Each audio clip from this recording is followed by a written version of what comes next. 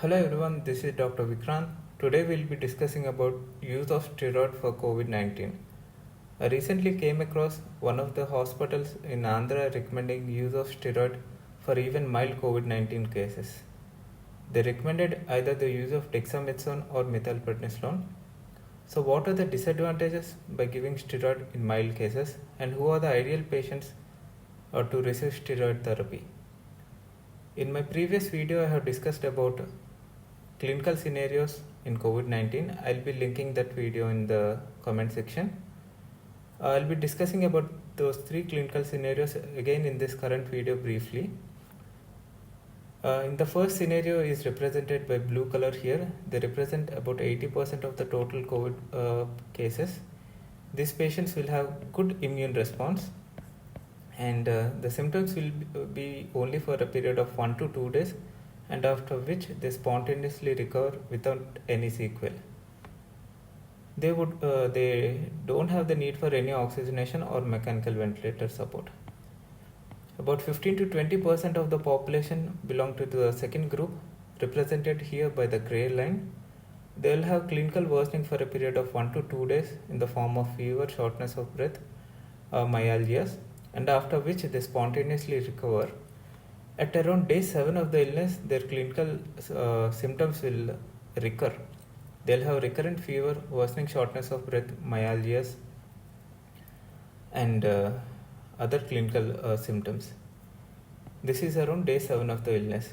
Majority of the patients will recover spontaneously, though some patients may require oxygen support, and very rarely they may require mechanical ventilation support.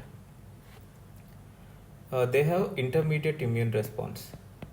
Now the third group of patients here represented by red color, they are the worst affected by the COVID-19. They represent less than 5% of the population.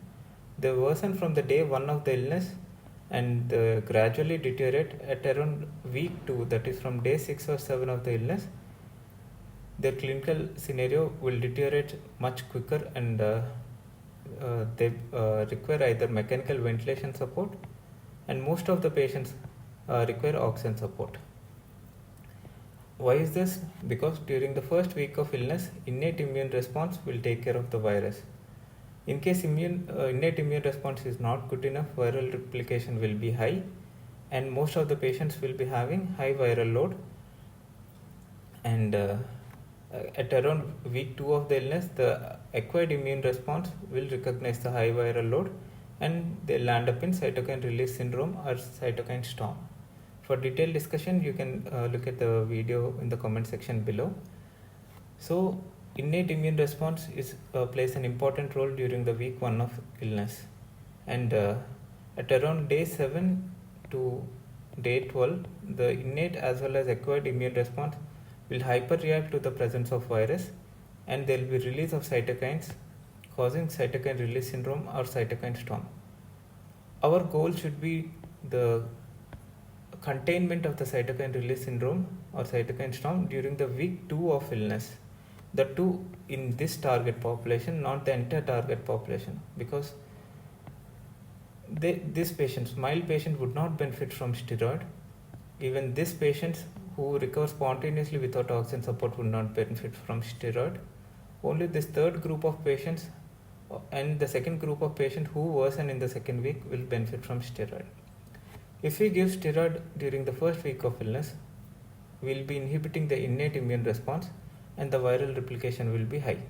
So some of the patients who might be in mild or even this blue color group or the gray color group, they might shift to this red color group, making their clinical prognosis much worse. This is my correlation. Reading about all the immune response, the etiology, etiopathogenesis of COVID-19, as well as different treatment modalities available.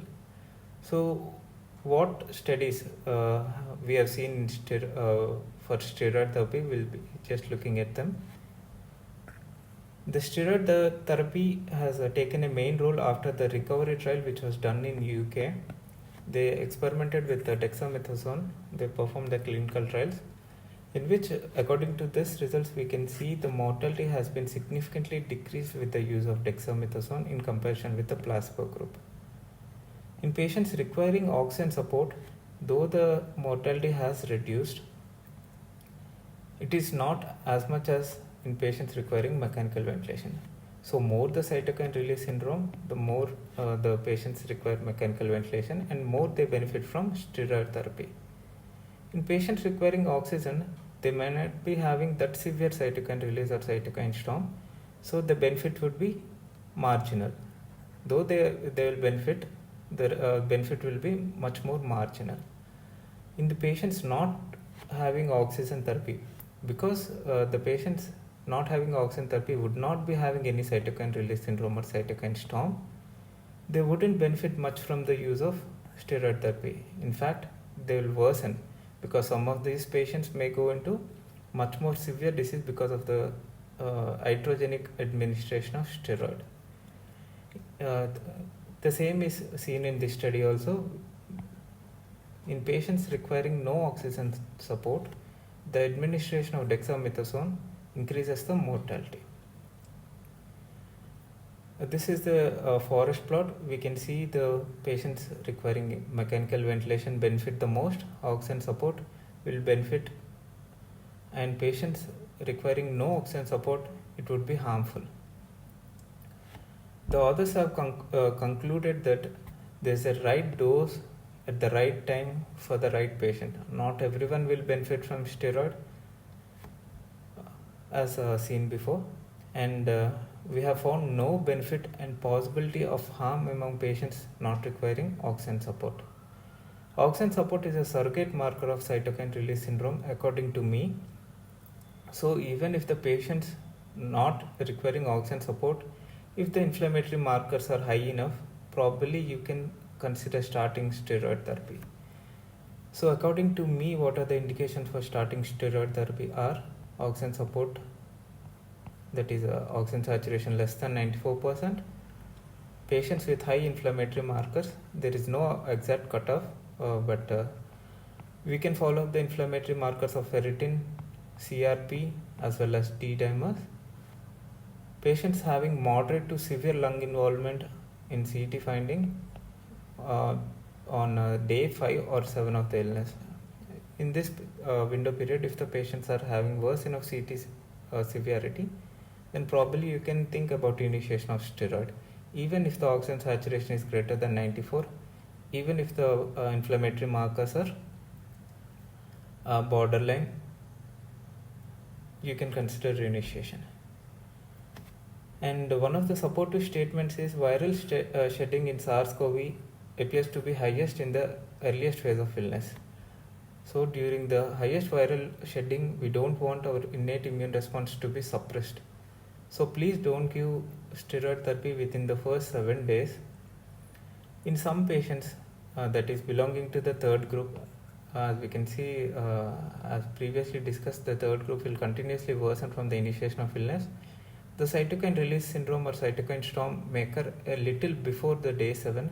So in these patients, probably you can think about initiation before day 7 of illness. The recovery trial, they experimented with dexamethasone, and they have seen the maximum benefit in patients requiring mechanical ventilation. And the benefit was also clear in patients who are being treated more than 7 days after the symptom onset. Why is this 7 days important? As previously discussed, the triggering of the acquired as well as innate immune response occur after day 7 of illness. So whatever the innate immune response from day 0 to day 7 is helpful. From day 7, it is harmful. So please don't consider initiation of steroid within the first 7 days, except for certain exceptions you can start. And from day 7, they are the ideal candidates. Even after day 7, if the patient is not requiring any oxygen, if the patient is not having any inflammatory markers or borderline inflammatory markers, and CT severity is also less, then there is no indication for starting steroid. You can just manage them conservatively. Thanks for listening.